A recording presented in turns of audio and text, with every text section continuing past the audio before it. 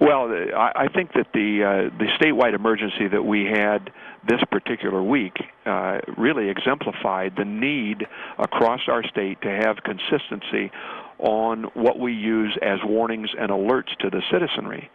It's created a tremendous problem for anyone traveling from one county to another to know exactly whether they should be on the road, they shouldn't be on the road, what the conditions mean. And likewise, it created a problem for the state when we were trying to position resources during the emergency that we knew was going to happen. In other words, one county might have a different terminology than another county that had the same conditions affecting it, and the state was trying to constantly figure out, okay, what does this mean for this county? What does it mean for this county? And but like I said, I think the confusion factor, more importantly, is for the citizenry, so that they know on a consistent basis, no matter where they're at in our state, that this particular terminology means this particular thing. And so what we've done is we've come up with, basically there are 4 terms that we use: caution, advisory, watch, or warning.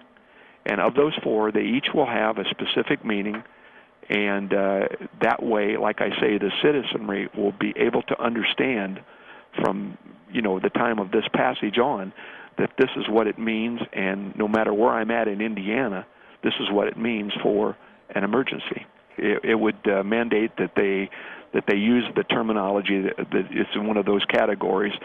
And like I said, the reason is that what we don't want is confusion, and I think that even Channel 15 saw the confusion that was happening with the citizenry that were calling in, not knowing what it meant when they would hear a different terminology used in a different county.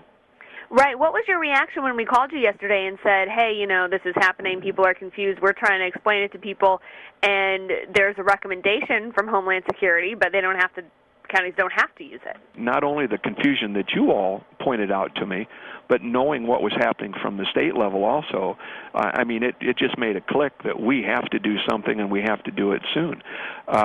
It isn't every day that we have an emergency, or every year that we have an emergency that's statewide, but I think this just emphasized the need for it. There are a lot of things that could happen within our state, whether they be from man-made disaster or a natural disaster, and I think that we need to make sure that all of our counties are being consistent, and again, so the citizenry understands what the conditions are, what they can expect. Under this new regulation? Well, we don't care. What we're saying is that the terms are caution, advisory, watch, and warning, and they have exact meanings to it. Now, if they want to add something in addition to that, that's fine. If they want to have a color code or they want to have a number code, but they're going to have to say, they're going to have to associate it with the word and the description that we're saying. What about the Department of Homeland Security, who had originally come up with the terminology a little bit? Are they happy to be seeing this potentially be implemented statewide? Absolutely. It's like I said, this was considered as by them about whether or not they would introduce it this year, and because of all of the other things that were going on, they didn't have the thing become a bill. And it's like I said, when Channel 15 brought it to my attention, I knew that they were working on something, and so I said, hey, what's going on? They said, hey, we've got it here already. This is our language. And I said, okay, we're going to move forward.